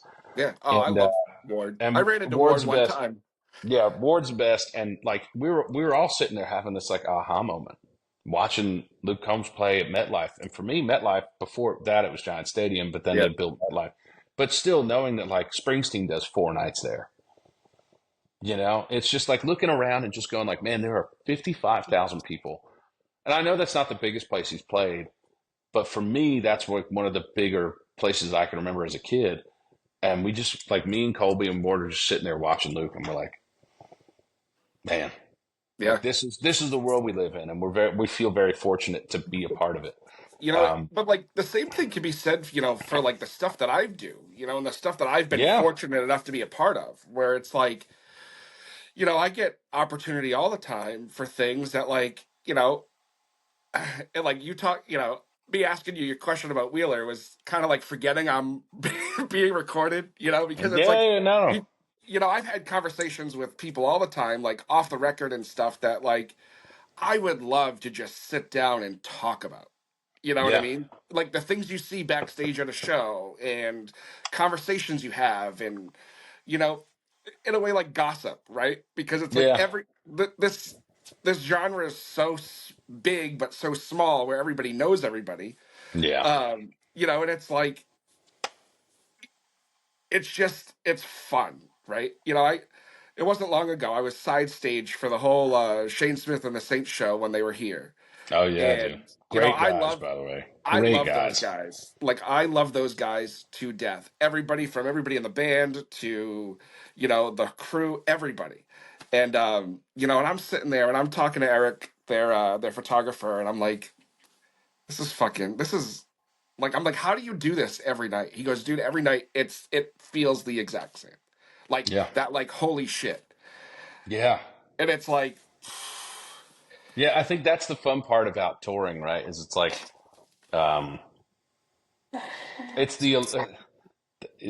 it's a term used in theater, but it's called the illusion of the first time, yeah, right? It's like every night your job is to go out there and make people feel like it's the first time they've ever been to a concert, or first time they've ever seen the show, even though you've done that show 30 times in the last 3 months.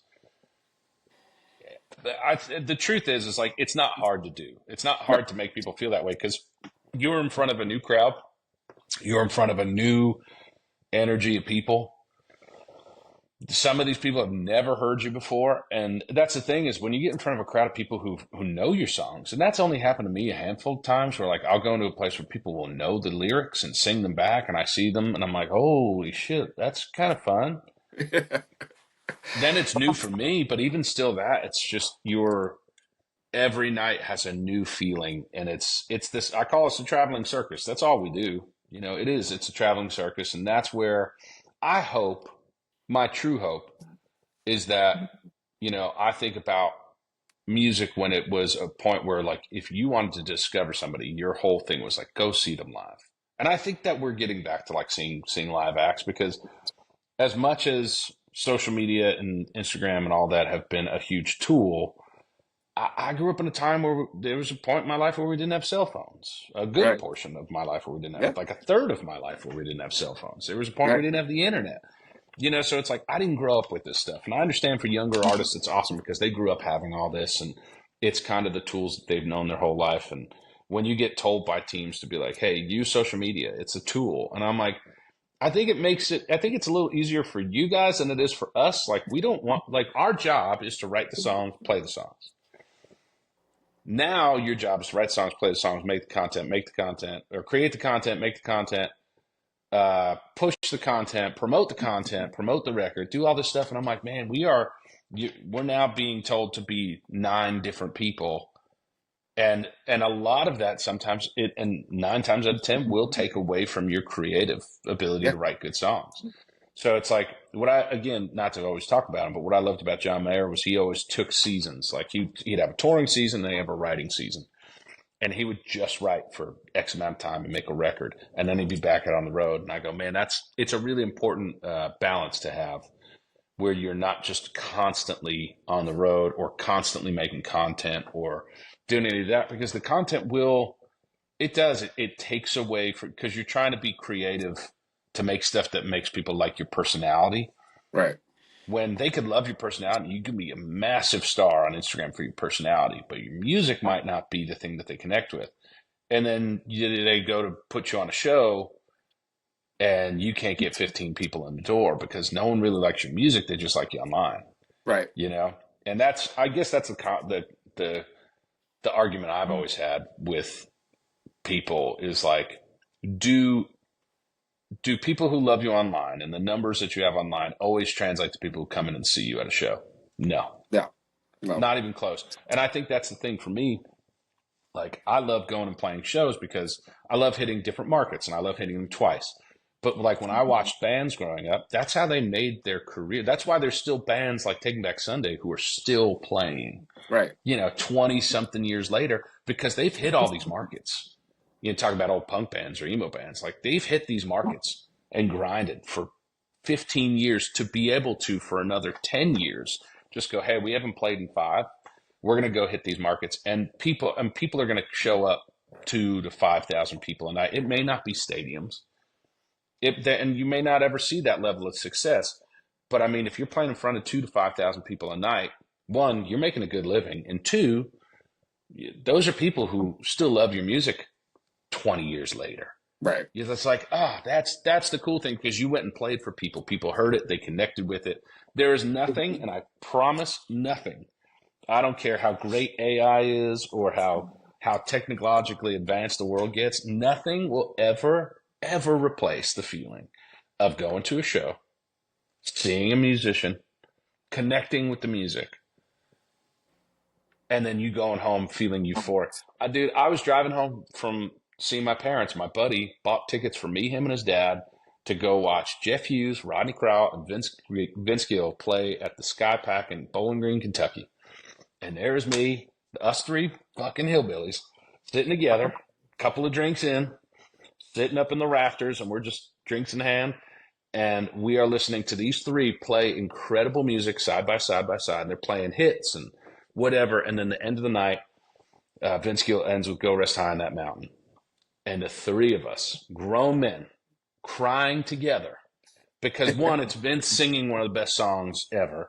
2, my buddy's dad had, he had some life stuff go on. My buddy was going through life stuff. I had a family member pass when I was home, and we're just listening to the song about embracing somebody's life.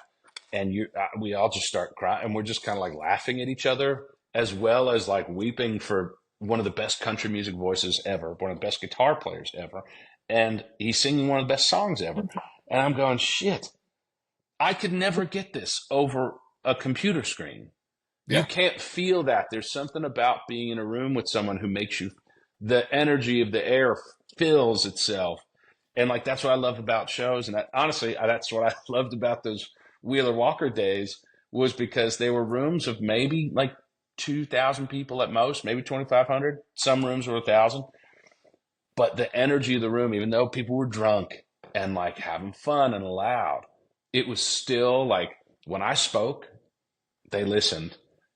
And I would make fun of them for being drunk and idiots, and they would laugh and make fun of me.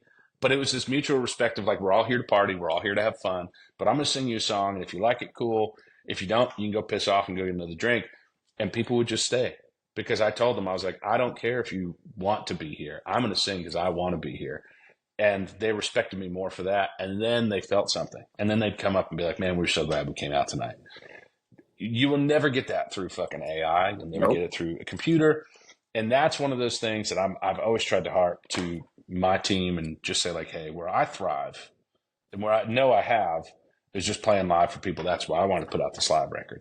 It was because it's the one arena of life where I'm like, man, I know how to do this and I really enjoy doing this. And I feel like I'm relatively good at it enough that, people would come up and be like, hey, that changed something for me tonight. Thank you. I hope you come back.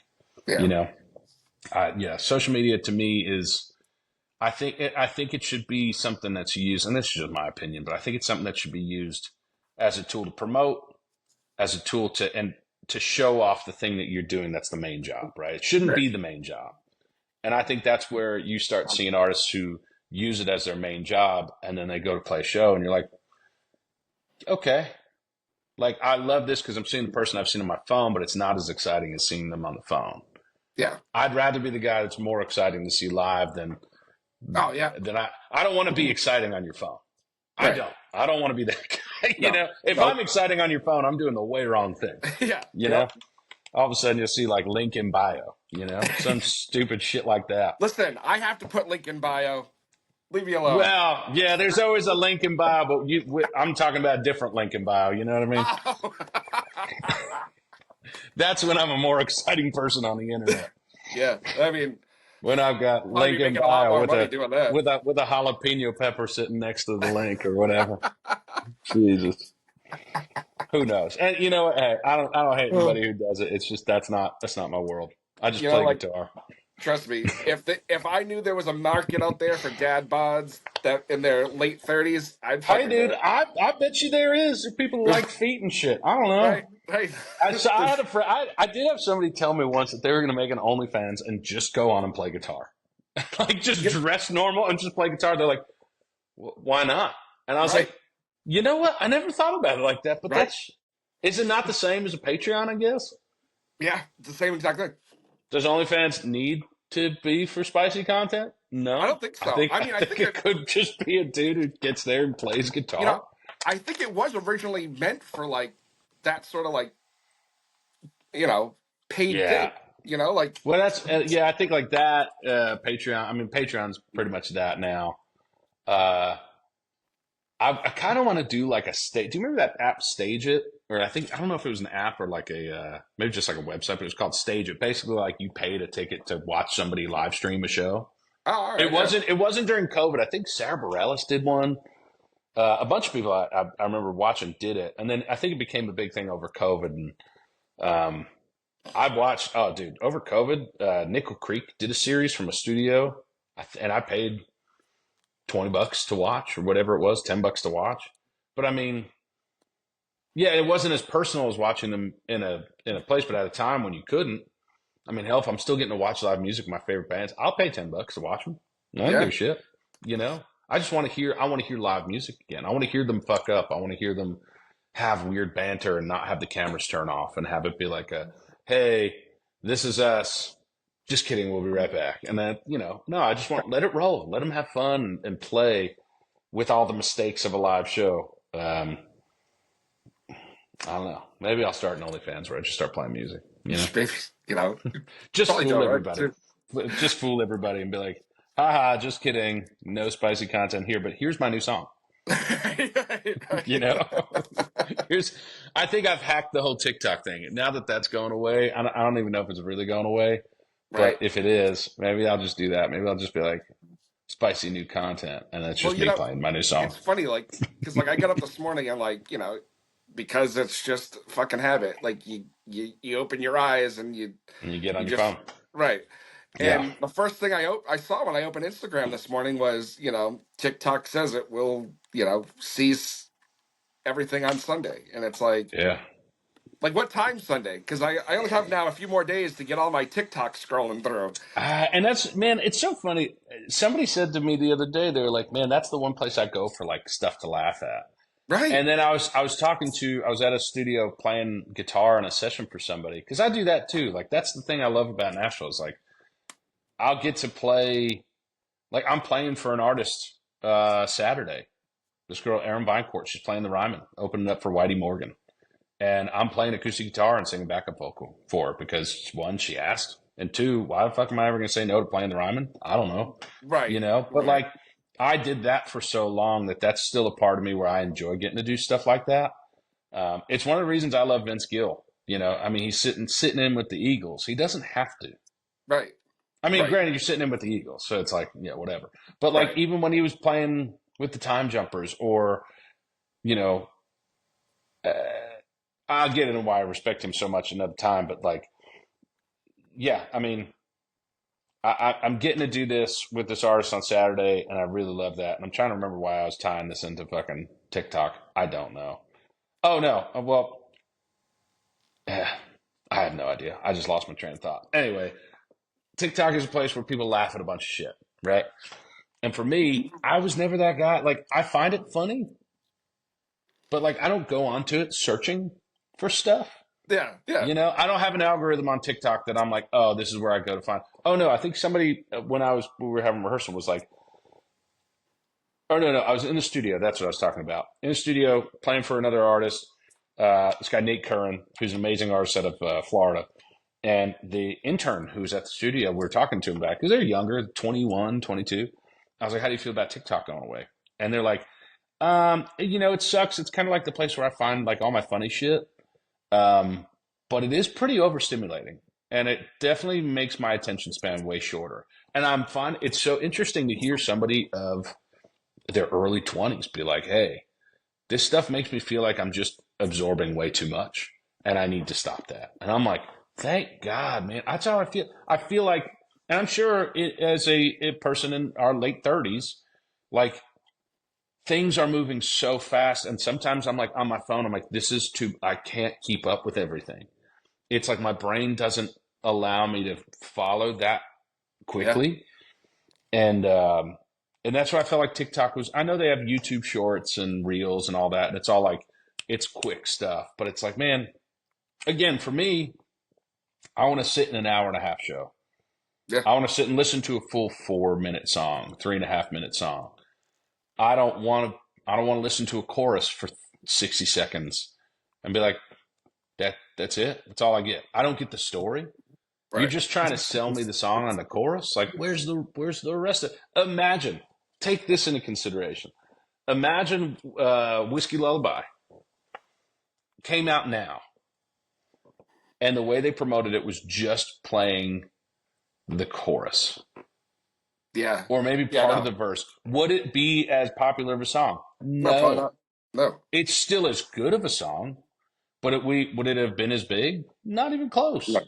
Nope. Because, I mean, you have people listening to the radio. You listen to the whole song. You have people buying records. They were listening to the whole record, listening to that song, maybe just that song. But, you know, if you're only getting 60 seconds of a song, it's like, man, okay, so that's the other tough part about writing songs now, I guess, is like, write a song, but make sure that people can love it in 60 seconds. Yeah. What? So right. I'm not even telling you a story at that point. I'm just writing a cool chorus that sounds cool, has some fun words, and no, I'm good. Like, I'm all right, you know? Yeah, that's me being a begrudging old man, I guess. I don't care, but get off my lawn. I feel like I am that guy in music sometimes where I'm like, get off my lawn, kid. Fuck you, get out of here. Leave the dog alone. Right. That is unfortunately totally me. And I own that, man. If I can connect with all the other begrudging old people, like, and it's funny, as I guess millennials, right? We're technically millennials, and we're just getting to that point where, do you remember when millennial was like, we took offense to that? Yeah. And we're like, whoa, right. Don't call us millennial. Like, right. We're also on the cusp, I guess, me and you, of not millennial. Yeah. You know, so I call us the generation that still had phones connected to the wall. Because we did. Yeah. Right? And you still had you still had to sneak around the wall to like talk to your friends so your mom wouldn't hear. Yeah. You know? Yep. Yeah, we had dial-up internet, but we also didn't have any of it for a while. That's true. We had no cell phones, no internet, no Snapchat, no Instagram, no TikTok. Yeah. We didn't have fucking phones. I remember when my parents were okay with the desktop computer being from the kitchen into my bedroom. Yeah. And it was like, wow. Yeah. Holy shit. Like, that was a big, and then like, oh, we'll put a phone line in your room. Like, what? Yeah. I remember me and my brother, they got a phone line. I forget why my parents did this. I think Verizon was putting on some scam or whatever. But it was like we got a second phone line for me and my brother. And we were like, what the hell do we need this for? You know, but it was like the place that my buddy can call and we can play guitar over his phone to each other. You know, but like, there was just a time where we caught the tail end of when things weren't on a phone. Right. You know, or they weren't on the internet and it wasn't being shoved in our face. So I guess that's why I always had a problem when people were like, well, you gotta lean into social media. And I'm like, man, it's tough when you're the guy who wasn't born in that time and you had such a beautiful childhood of not having to have that stuff. And Yeah. even when you were discovering music, it like, I think that's the whole problem is like when I was discovering music, it wasn't through my phone. It was through MTV.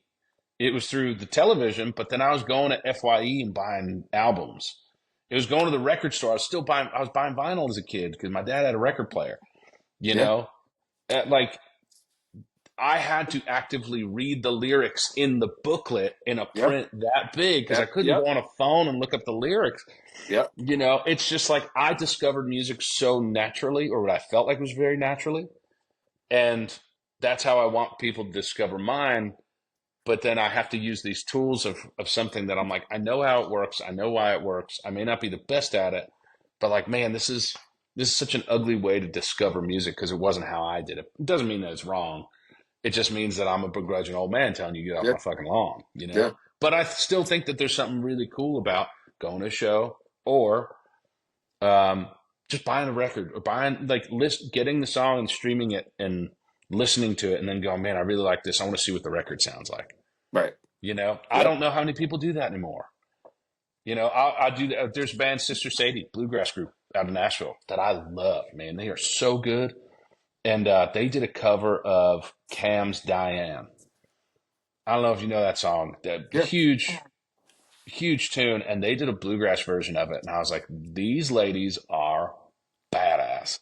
I need to hear the record. And I went, downloaded the record, and I'll be in the truck. And I started song number 1. Billy String's new record. I heard, you know, Catch and Release on something. And I was like, that song's awesome. Let's go listen to the record. Start the record at number 1. I was having a fire. And I just started it, let it run. And there's a couple songs that I'm like, okay, but that's how I always listen to music and grew up, experienced music. I want to hear the album as a whole. I'll find the things that I love, find the things that don't hit me too hard. And I'll go through the record again. I'll listen to it a few times. And then those ones that didn't hit me before now are hitting me now. And the ones that I loved prior to, maybe I skip over. So it's like it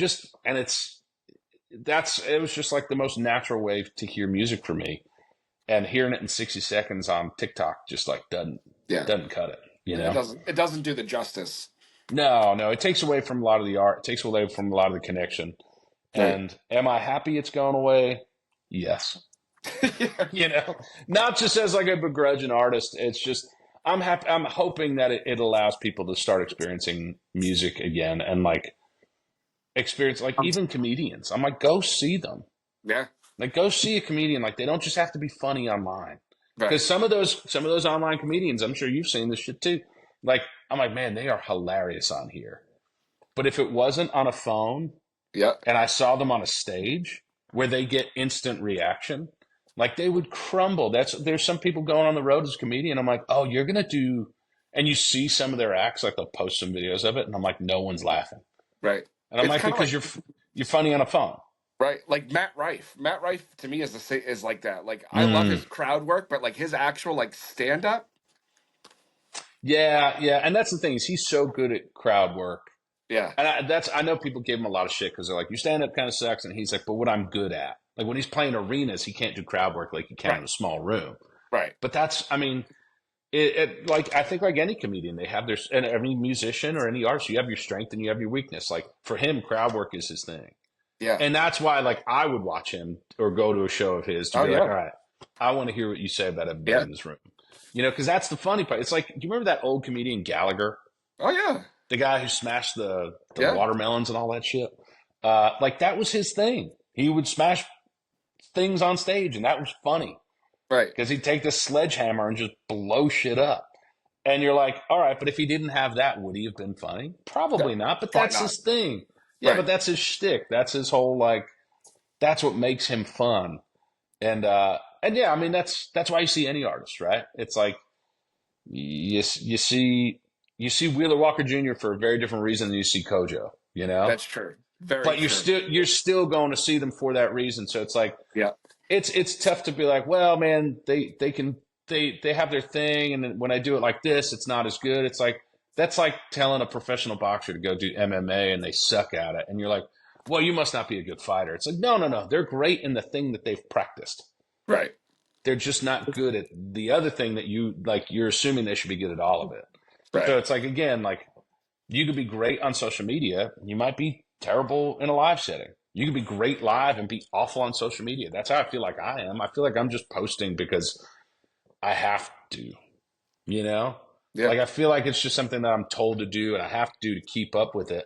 But then it's like, well, if you don't do that, then you won't go play shows, whatever it is, or you won't gain fans. And I'm like, sure, but if I'm on the road, like that's where I succeed. Sitting on my phone as a 36-year-old man with not a ton to say, Yeah. other Yep. than get off my lawn, kid. Yep. Like that's all. If that's all I really got to say, it's not going to do well.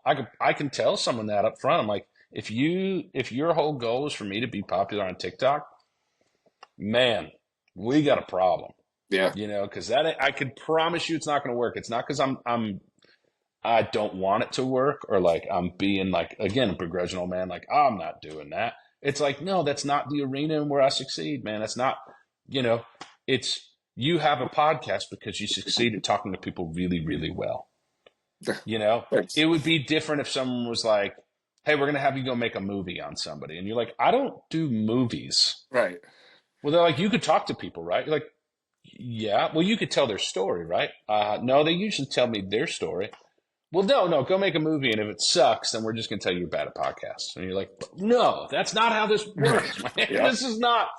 That's totally wrong, So, Yeah. yeah, am I happy it's going away? Sure. I mean, you know, something else will pop up in the next week, and they'll be like, here's the new app for you to use. There's already one called like Red something. I'm like, no, Right. I'm not jumping on another train of some other app just for people to feel lazy, Yep. Yep. or to tell me how to do my work. Right. I tell you do how sound to like do an it. old man telling kids to get off my lawn right now. I got to shut up. Yep. I am that. Somebody's going to watch this and be like, this guy is so bitter about TikTok. Dude. Or they might be like, fuck yeah, dude, I've been feeling that the same way because I'm in my mid-30s and I fucking hate it too. Over the last year, if people have listened to this show constantly and don't think I'm bitter, then you're fine. Oh, no, you are good in my book. I know I am a begrudging old man. No, And I'm no. okay. I've leaned into that so hard in life where I'm like, you know what? Don't come to my door. I love my neighbors, but don't show up if you're not invited. You Yeah. know? Yep.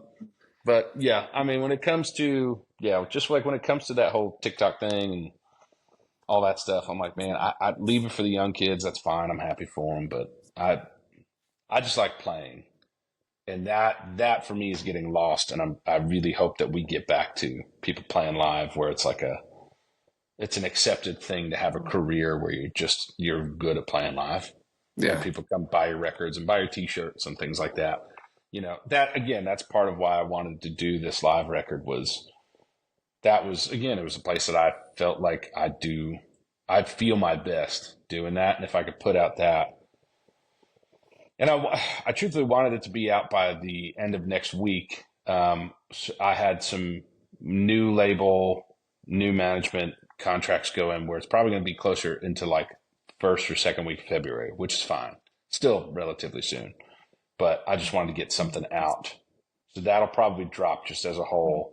And then I've got 8 songs, well, probably 12 total, but 8 songs on an acoustic record right after that I'll release one at a time. And then another 3 songs. And by that time, I'll have another. Like when I went in to make Last of the Old Dogs, I think we had a list of 157 songs. Jesus Christ. And that was just ones that I liked. You Right. know, that was ones that over the last few years I've written there. I'm like, I'd love to sing that. And then we nailed it down to 50, which was tough. Like I sat with my producer and we had a notebook and a list of the songs, and I would go through, we'd listen to it, and within like the first 30 seconds, I'd scratch it out or put a check mark. And then we'd just go through and I'm like, okay, play the next one. 2 days worth of doing that. We got down to 50, and then the head of my label at the time got down to 8. And then I wound up doing 13 because we had some songs that were covers and one that was an old song that we put on there.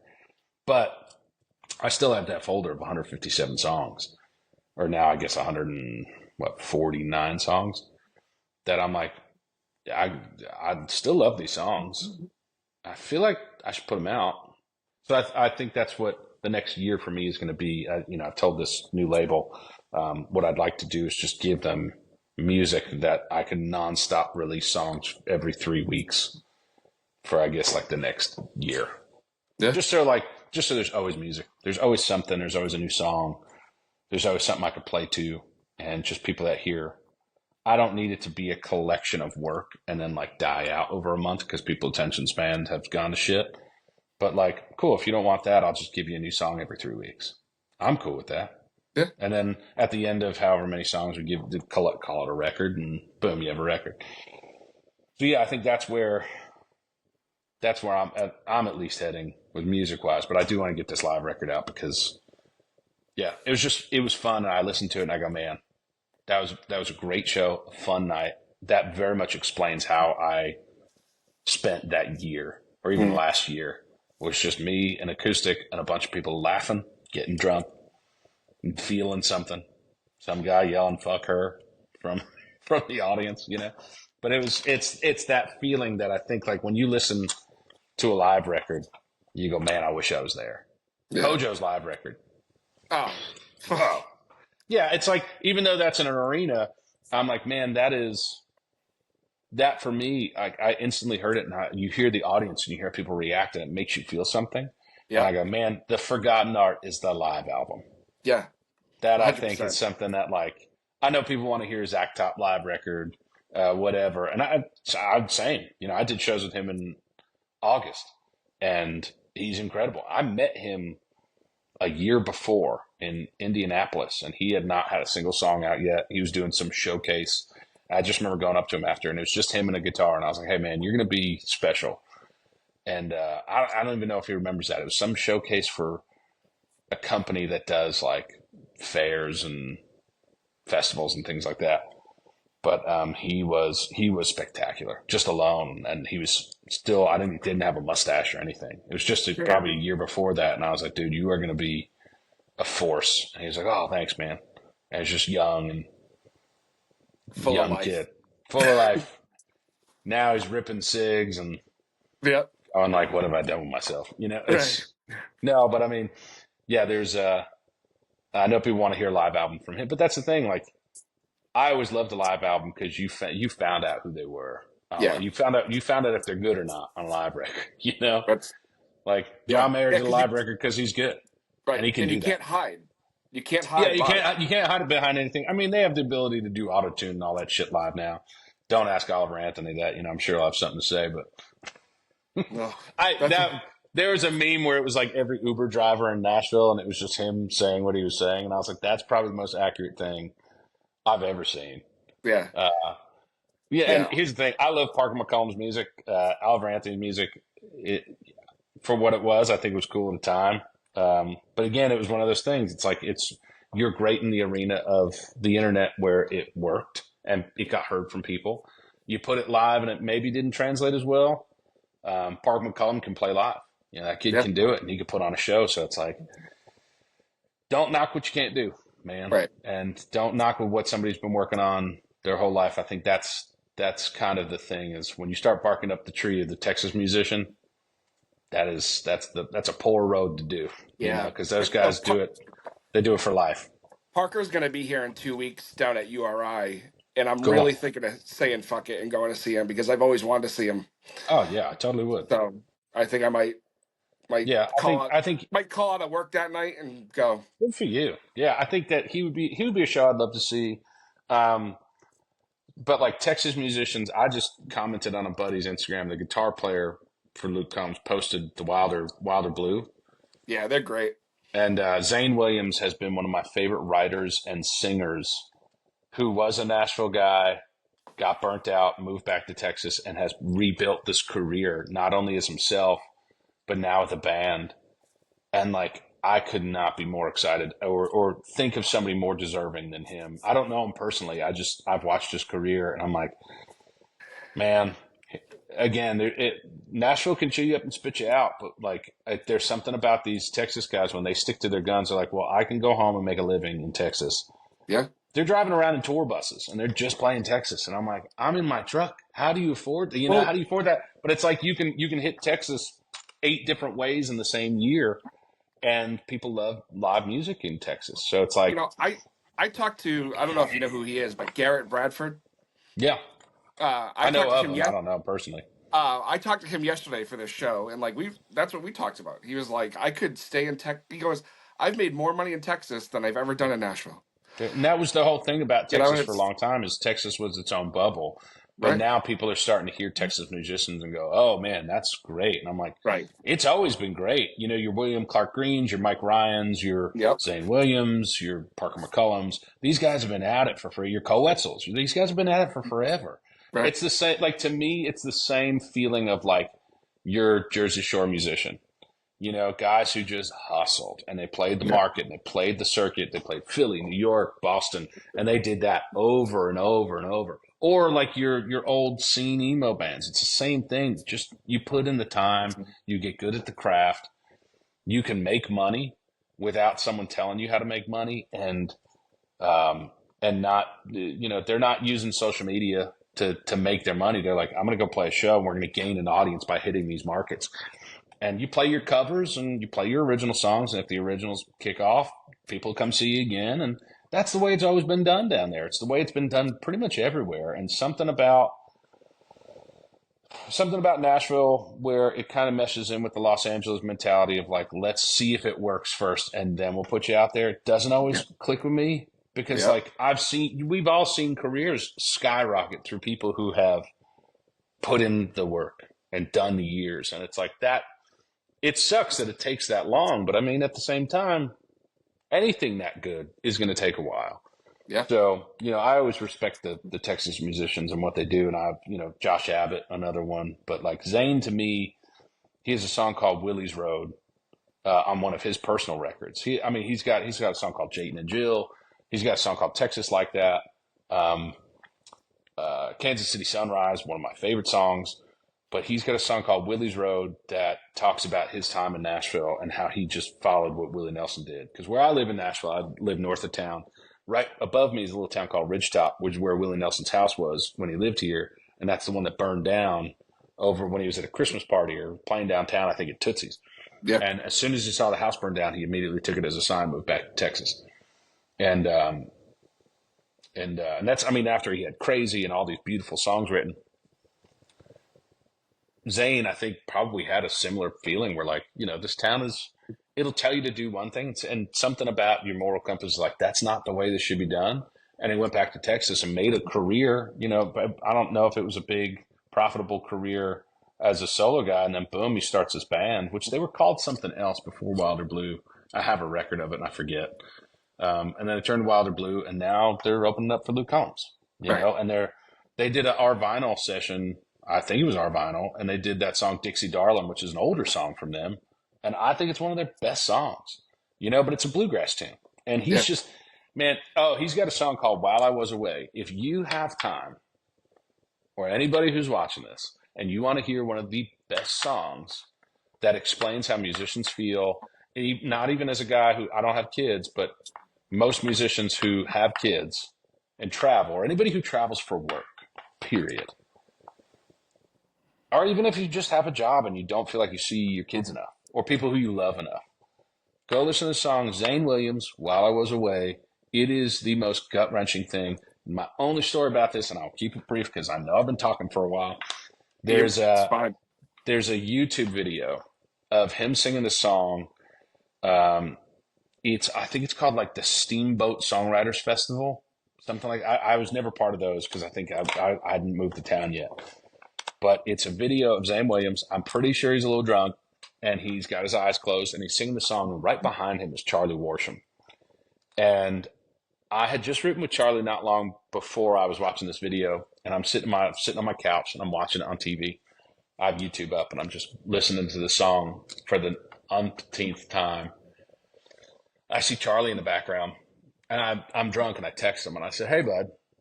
He goes, "Hey, man. How's it going?" I said, "Good." And I sent him a picture of what I'm watching. I said, "Can you just tell me what it felt like to be in the room with Zane when he was singing this song?" And he just starts laughing. And he goes, "Man, that was really something special." That video, I think it was like the Steamboat Songwriters Festival, Zane Williams, While I Was Away. You just see him with his eyes closed, and you see this dude that's been battered. And you hear this song that rushes you. that's another one of those songs that I listen to and I go, man, if you don't feel it, you don't got it. Like, you don't have the heart that most people should have. Like, that song should make every person hurt, because everybody goes to work.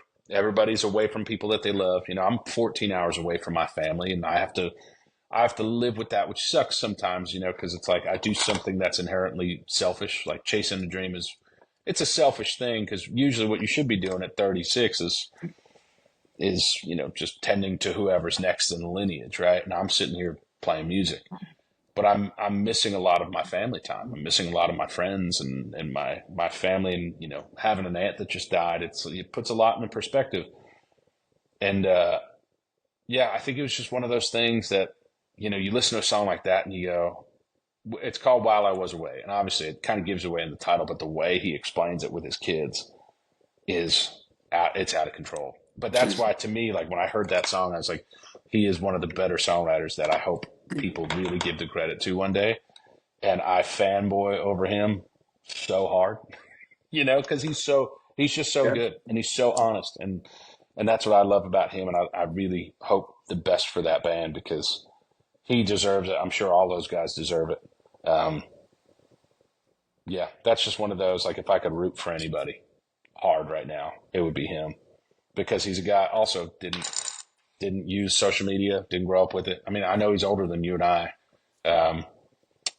but man, to be doing it well into probably the age that he is, and still be like, I've got it in me, and they're just scratching the surface of people discovering who they are. I'm like, that's how it should be. It shouldn't matter how long it takes. It shouldn't matter how tough it is.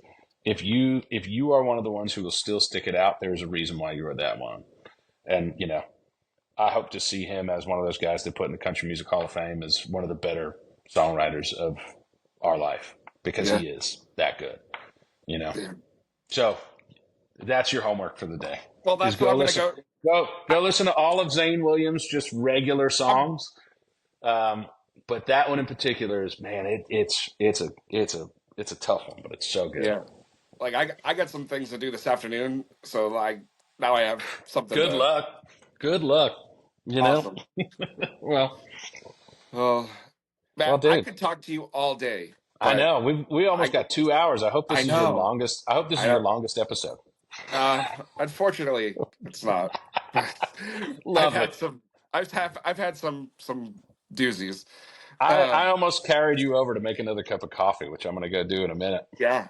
And like, dude, if I didn't have shit to do today, I'd be like, let's just keep going. I don't give a fuck. I know. I know. But no, this has been great, dude. Yeah, I've had a blast, and I used to say it with everybody, right? Because it's just what you do. But like now, it's like there's people I've interviewed, especially the more I do this, and the more popular people that I've been getting on and stuff, it's a little harder, but like after a conversation like this, like it's nice. It's a pleasure for me and an honor to call you a friend. Well, same, dude. Thank you. Yeah. And thank you for, I mean, again, you are good at this you do this for a reason. It's because you're good at it. And I appreciate you having me on. And anytime. Dealing with the barragement of emails of, hey, this person isn't here anymore, so please contact me instead. Dude, honestly, I'd much rather directly deal with artists than with publicists and managers. And it's listen, I'm still the one that answers my email, and I'm still the one that answers my Instagram. So yeah. I think the only reason I'm still okay with Instagram is because I had it when it first came out. Yeah. So I'm always on there. So, but now I've got your number. Yeah. So Right. Here we are. And whenever I go to Martha's Vineyard, I'll just hit you up and be like, hey, I'm rolling through on my vacation of Martha's Vineyard. Honestly, anytime you're up here, let me know, because we'll get together. My favorite restaurant ever is Limoncello, North End, Boston. Yeah. The best Italian food I've ever had in my life. And I've had a lot of it. That is the one right next, because I think there's two. I might be wrong. But the one right next to Paul Revere's house. Yeah.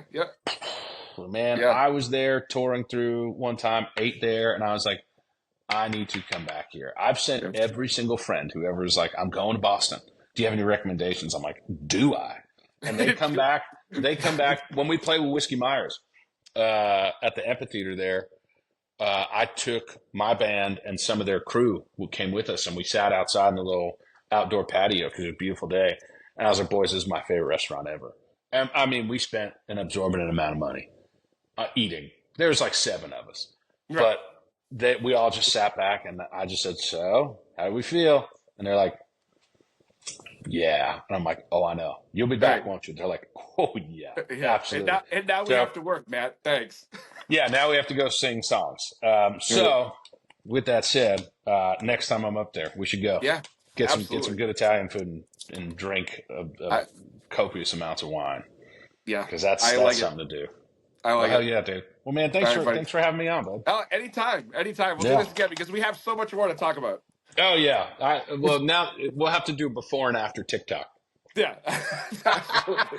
You're gonna be like, Absolutely. "How's your life now?" TikTok's down. I'm gonna go. It's the fucking same, dude. It's the same. All right. Well, You're still telling me to go on the internet, and it's gone. when you dial in the exact date of the release for the live It's a album, let live me know album. because we're gonna. I should I'm gonna. hopefully know that by Monday. All right, because I'm gonna release this episode with that same week. Perfect. All right. So Okay. then I'll just say as now at the end of this, enjoy the live album. There you go. There you go. All Awesome, right, Matt. We'll dude. talk Yeah. soon. All right, buddy. Thank See you. you, bud. Bye. Bye. Well, there you have it, everyone. Our conversation with Matt Koziol. Again, Matt, thank you from the bottom of my heart for being here. Like I said, one of my favorite conversations I've had in a very long time, and one of my favorites of the year so far. Yeah, so like I said, we have Ginger Billy tickets we're giving away till tomorrow. We will announce the winners tomorrow. That is for Friday night and or Saturday night. Hell, if you win for both and you can go to both, fucking go. I don't give a shit. For us, coming up this weekend, we have back-to-back days of PBR up in Worcester at the DCU Center. Saturday night and Sunday afternoon, we will be doing that. And that's really it, guys. We hope you have a wonderful week. We'll be back next week with a great episode, another great episode. We got fucking killer after killer after killer coming up. Some really cool episodes, and we have one. The conversation we're gonna have in 2 weeks is gonna be my birthday episode. We're gonna release on my birthday, and so 2 weeks from today is my birthday, 38. Um, and one of my favorite artists is going to be here, so I'm looking forward to that, and I hope you are too. We will let you know who that is when the time comes. So that's it. Enjoy the rest of your week. Have a great weekend, and go listen to Matt Koziel. And we will see you next Tuesday. Cheers, guys.